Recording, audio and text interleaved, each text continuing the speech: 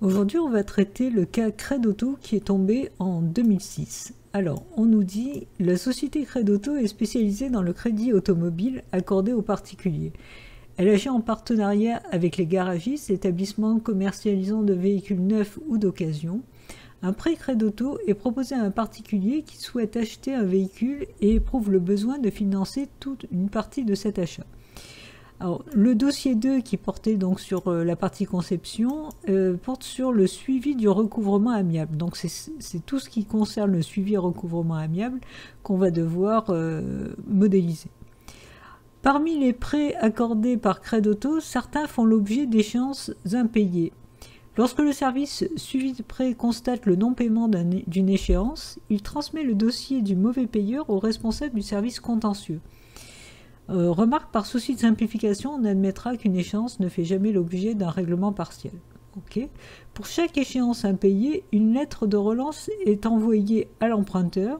Au bout de 3 lettres de relance restées sans effet, le dossier de prêt est envoyé au bureau recouvrement amiable, dépendant du service contentieux. Donc en fait, c'est cette partie-là qu'on va devoir modéliser, c'est-à-dire tout ce qui se passe au niveau du recouvrement amiable. Donc certainement, on va devoir mémoriser les échéances impayées, les lettres de relance. Alors on ne sait pas trop encore comment organiser toutes ces informations, comment les mémoriser. On va voir la suite du sujet. Du coup, je fais une petite parenthèse à ce niveau-là. Il faut toujours lire d'abord un sujet complètement pour avoir une idée globale de ce qu'on attend de nous, avant de partir sur une lecture phrase par phrase pour traiter tout le sujet.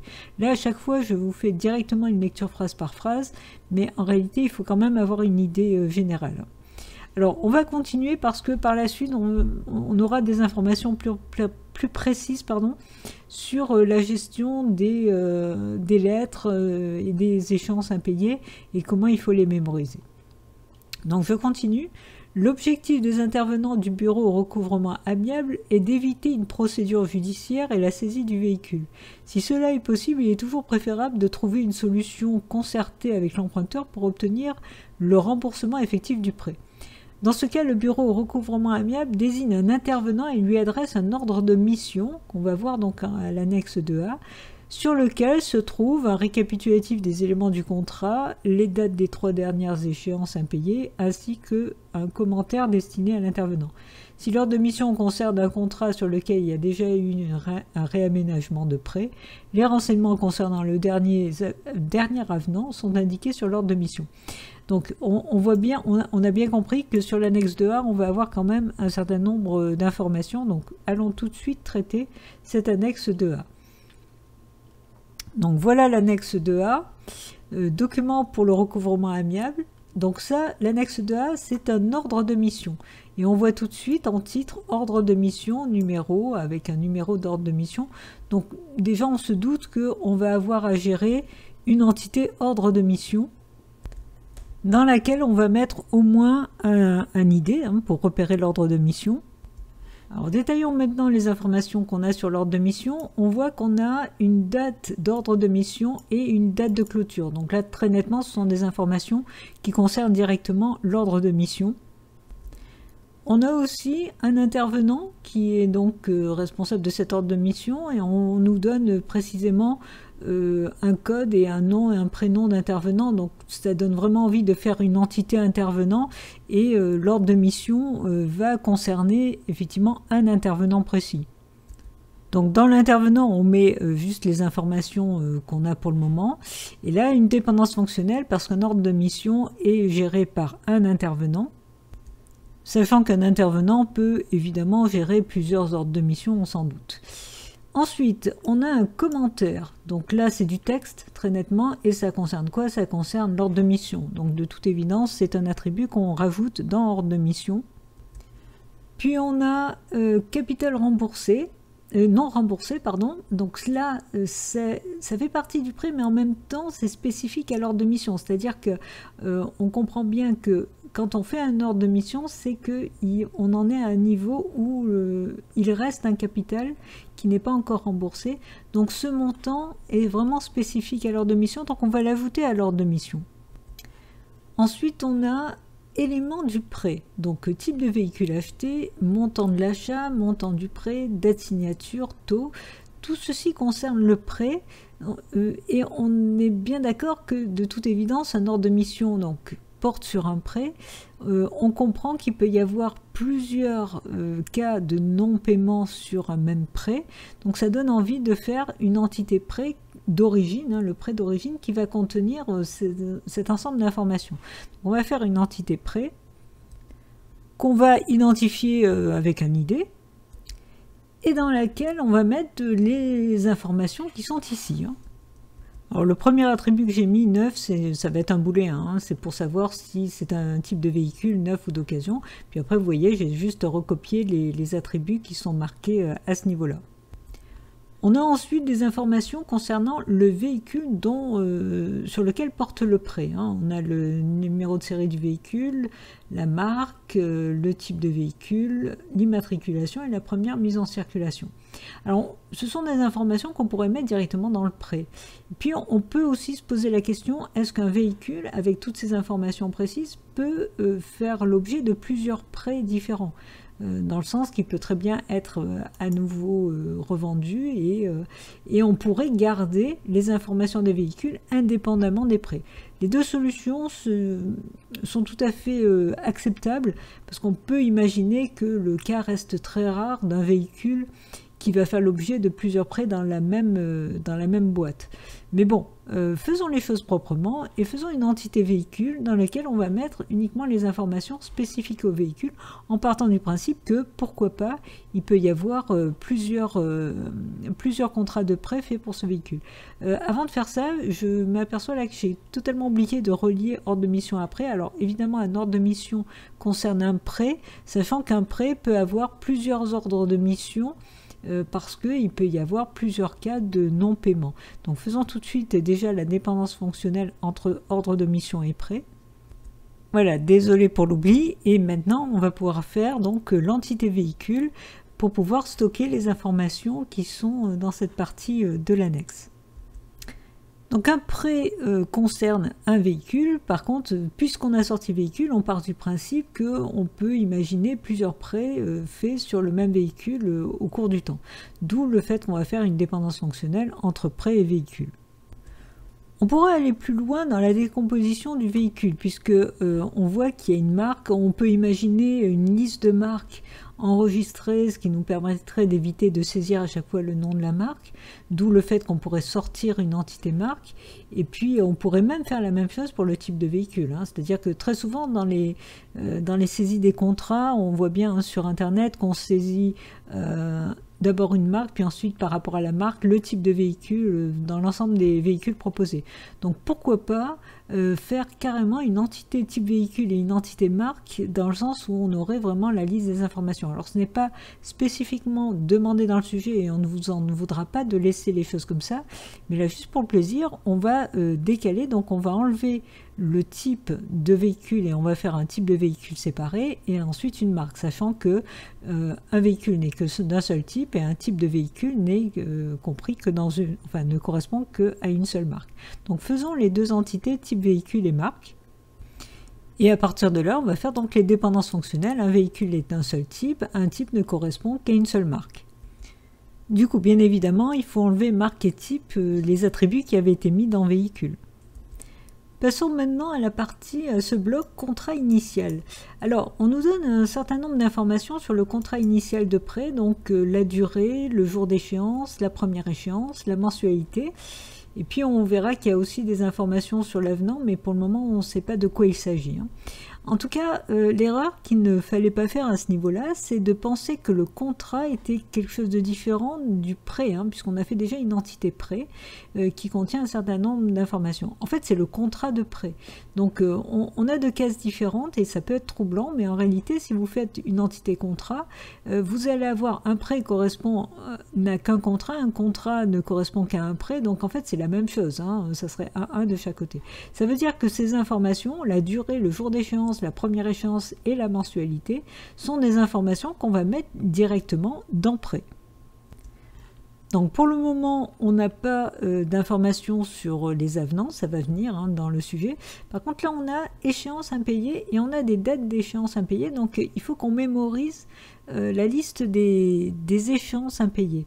Et ça, donc, c'est plusieurs dates pour un même prêt. Donc on a une liste de dates, on a bien une notion d'historique qu'on va gérer classiquement avec un lien relatif hein, par rapport aux dates pour pouvoir mémoriser les impayés d'un prêt.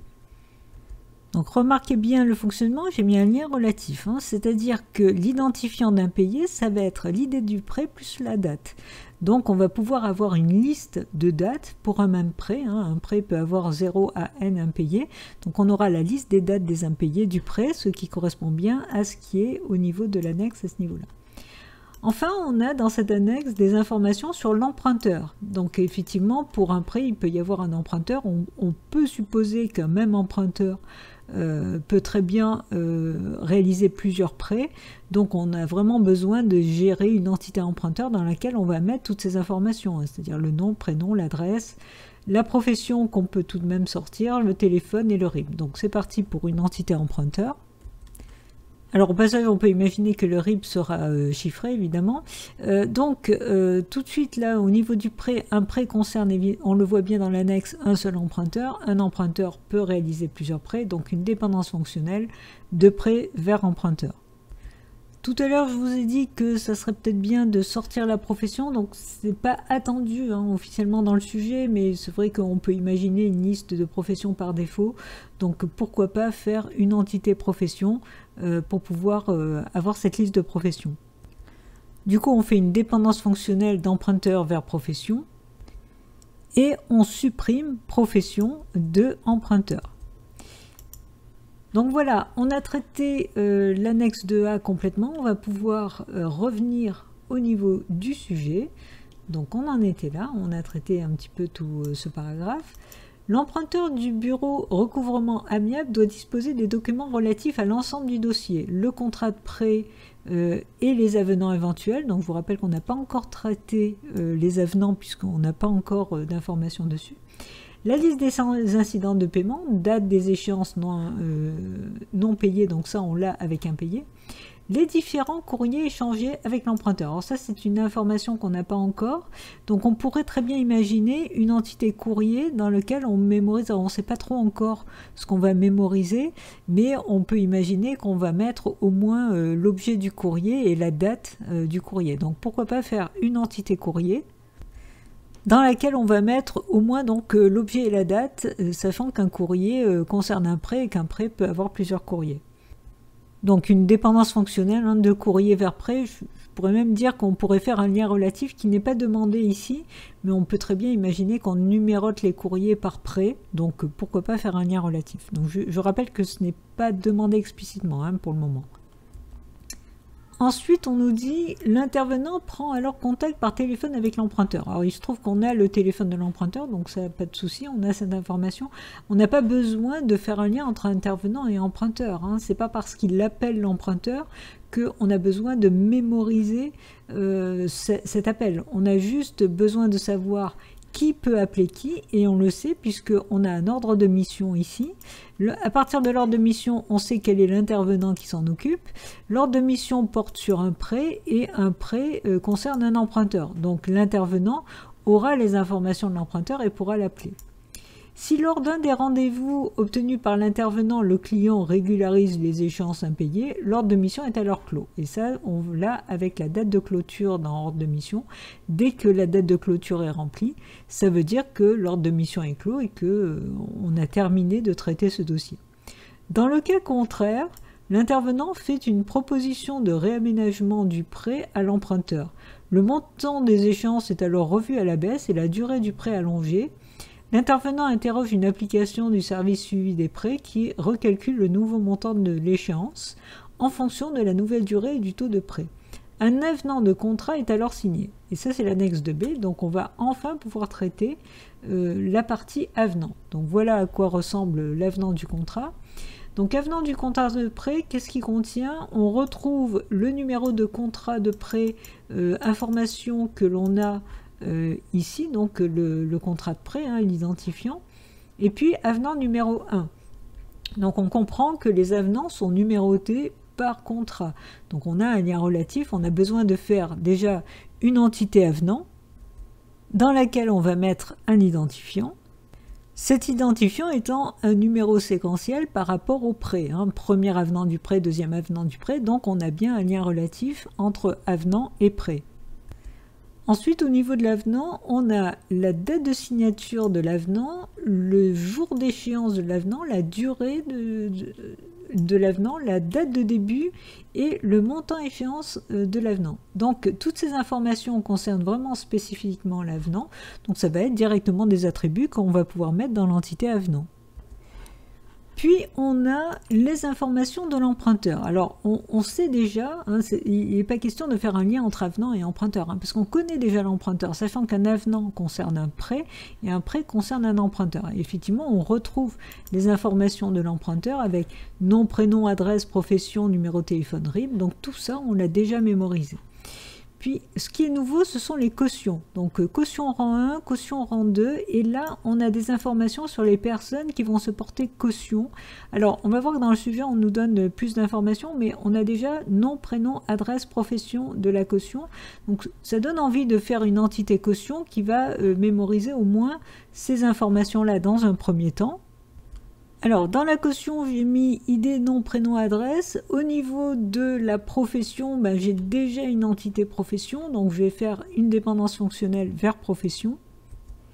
Et enfin, je veux savoir quel est le rang de l'avenant au niveau de la caution, au niveau de cet avenant-là, rang 1, rang 2. Donc, on se doute que c'est d'abord la caution rang 1 qui va être sollicitée avant la caution rang 2. Donc, ça, ce rang dépend de la caution et de l'avenant. On peut imaginer qu'une caution peut intervenir dans plusieurs avenants. En fait, on n'a pas encore vraiment précisément les informations, mais pour ce qu'on peut voir pour le moment, on a envie de faire une association entre avenant et caution parce qu'un avenant a plusieurs cautions, ça on le voit bien. Une caution, on peut imaginer qu'elle peut intervenir sur différents avenants à des rangs différents. Donc ça donne envie de faire une association pour le moment entre avenant et caution et de mettre le rang dans l'association caution-avenant.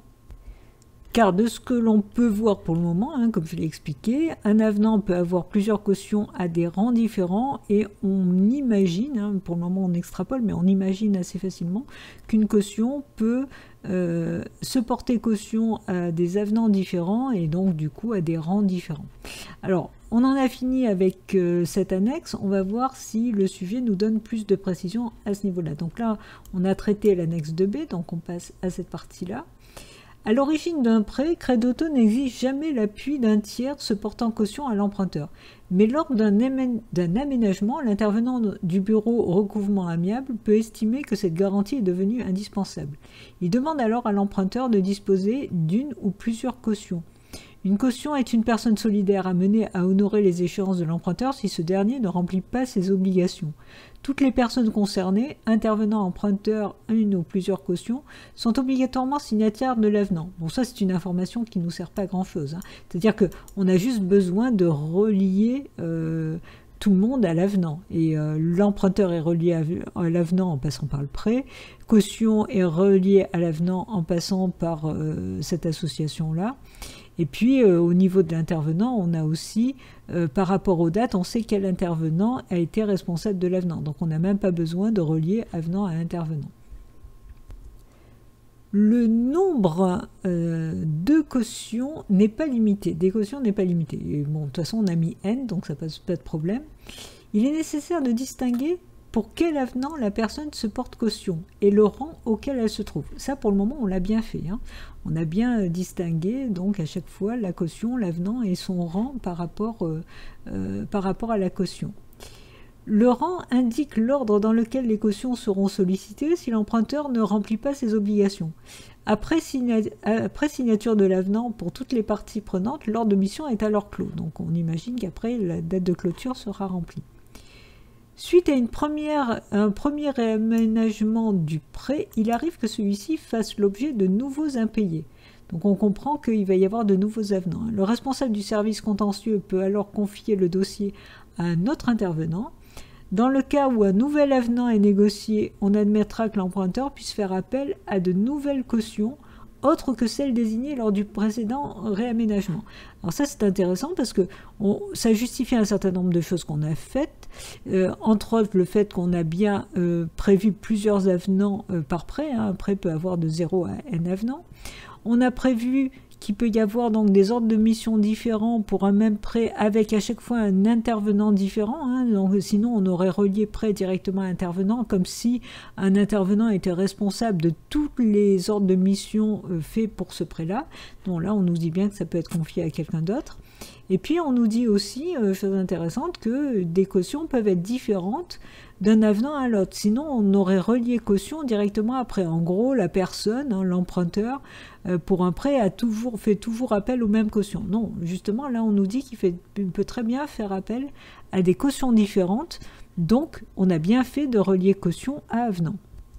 Et en plus, on nous dit bien que les cautions peuvent intervenir à des rangs différents suivant les avenants. Donc ça, c'est ce qu'on a fait aussi à ce niveau-là. Donc tout est OK. Remarque. Chaque acteur est référencé de manière unique. Il peut jouer le rôle d'emprunteur dans un ou plusieurs contrats et le rôle de caution dans d'autres contrats. Wow. Alors là, par contre, ça va tout nous faire changer. Enfin, en tout cas, une partie des informations. C'est-à-dire là, on est en train de nous dire qu'emprunteur et caution, ce sont des acteurs qui sont référencés. Donc, on nous pousse très nettement à faire un héritage, c'est-à-dire faire une entité acteur et mettre en commun d'un acteur tout ce qui est en commun emprunteur et caution, sachant qu'un acteur peut être emprunteur dans certains cas, caution dans d'autres. Alors, faisons tout de suite une entité acteur dans laquelle on va mettre ce qui est en commun entre emprunteur et caution. Alors, qu'est-ce qu'on a en commun? Nom, prénom, adresse, nom, prénom, adresse. Donc, ces trois informations vont pouvoir être mises directement dans l'acteur. Alors, ça veut dire qu'il faut que je fasse maintenant un petit peu de ménage. Alors, il faut que je fasse un peu de place. On va déplacer ici cette dépendance fonctionnelle. Donc, ça veut dire qu'un emprunteur et une caution sont en quelque sorte des entités filles de acteurs. On remarque aussi, j'ai dit qu'en commun il y avait nom, prénom, adresse. Il n'y a pas que ça, il y a aussi la profession, hein, puisqu'on voit qu'un emprunteur a une profession, une caution a une profession. Ça veut dire que ces deux dépendances fonctionnelles, je vais tout de suite les enlever et en faire une seule qui va donc de acteurs vers profession, parce que tous les acteurs, emprunteurs ou caution, on a besoin de connaître la profession. Alors, à partir de là, je vais essayer de faire l'héritage. Donc, je vais tout de suite supprimer les informations qui sont communes. Donc, on est d'accord qu'un emprunteur n'a plus d'idée, il n'a plus de nom, il n'a plus de prénom, il n'a plus d'adresse, puisque ce sont des informations qui sont dans acteur. Pareil pour caution, j'enlève nom, prénom et adresse. Alors vous allez dire, mais il ne reste plus rien dans caution, mais n'oublions pas qu'on a besoin de la caution pour pouvoir faire l'association caution-avenant. Donc à partir de là, je vais pouvoir faire l'héritage. Donc j'ai besoin de faire un héritage au niveau de acteur entre acteur, caution et emprunteur. Donc je vais faire un héritage à ce niveau-là.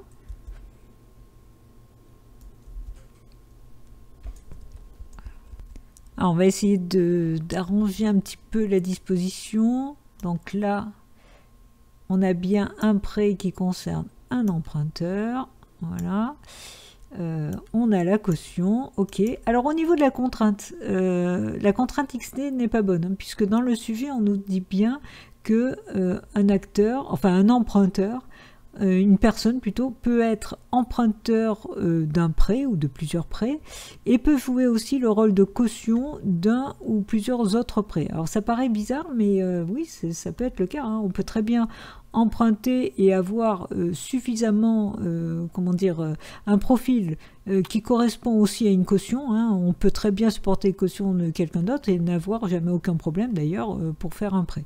Donc on peut avoir les deux rôles, ça veut dire qu'on n'est pas dans la partition, on n'est pas dans le XT, parce que si on était dans le XT, ça veut dire que si on est emprunteur, on ne peut pas être caution et vice-versa.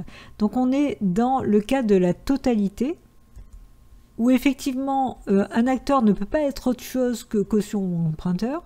Par contre, il peut être l'un, l'autre, ou il peut être les deux à la fois. Donc on a bien une contrainte de totalité entre les deux acteurs. Alors, on peut continuer le sujet, parce que là, l'air de rien, cette petite phrase nous a fait faire quelques modifications importantes. Si aucune solution amiable n'est trouvée, l'ensemble du dossier est transmis au service contentieux, l'ordre de mission est alors clos. Donc là, si on a une date de clôture qui est remplie et qu'aucun avenant n'a été réalisé, on comprend qu'on est carrément dans le cas du contentieux. On pourrait rajouter un booléen, contentieux oui non, hein, pour savoir si finalement tout a été abandonné. Donc pourquoi pas mettre un booléen, mais par le calcul des dates, on peut aussi repérer le fait que rien n'a pu être fait, hein, qu'il n'y a pas de date de signature d'avenant qui est au-delà de la date qui est par rapport à la date d'ouverture, au-delà de la date d'ouverture de l'ordre de mission et entre la date d'ouverture et la date de clôture. Donc ça c'est au choix, hein, on peut mettre un booléen, mais on peut le calculer aussi. Le responsable du service contentieux souhaite pouvoir enregistrer les données d'ordre de mission. Donc ça, tout ce qui est contenu dans l'annexe 2A, on s'en est occupé, donc tout est dans le schéma. Faire numériser l'ensemble du dossier du prêt ainsi que les courriers émis ou reçus concernant le prêt afin d'éviter le transfert des documents papier. Donc là, ça va plus loin que simplement les courriers. On a besoin finalement de tous les documents numérisés. Numériser, ça suppose qu'on va avoir besoin de mémoriser en fait le fichier, hein, qui a le nom du fichier qui contient les informations. Donc ça nous pousse à changer déjà le nom de cette entité. C'est plus courrier, c'est carrément l'ensemble des documents.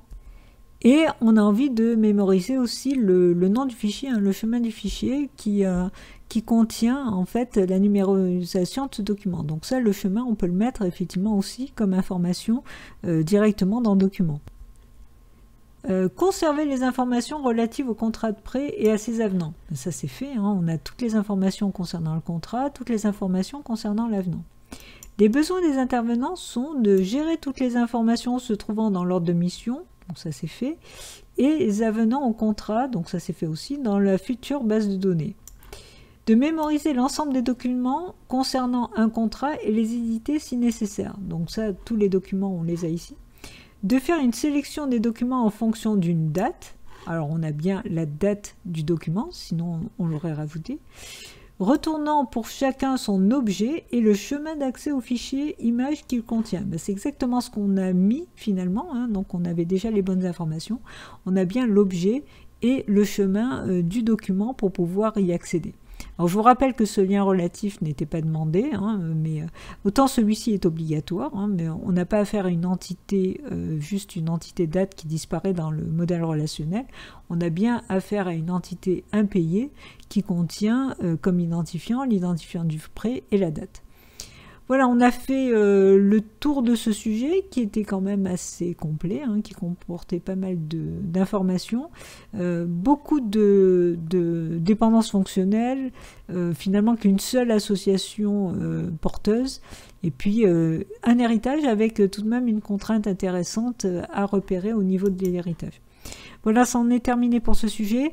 Alors, je ne vais pas traiter dans l'immédiat d'autres sujets. Je suis assez overbookée en ce moment. Par contre, au mois d'avril, en tout cas avant l'examen, je ferai les 2 sujets complets qui sont tombés en 2018, que je n'ai pas encore fait sur le site, pour que vous ayez tout de même des sujets très récents pour pouvoir travailler dessus et cette fois-ci traiter complètement, hein, de bout en bout, donc la partie objet, enfin tout le reste du sujet. Donc je vous dis à très bientôt.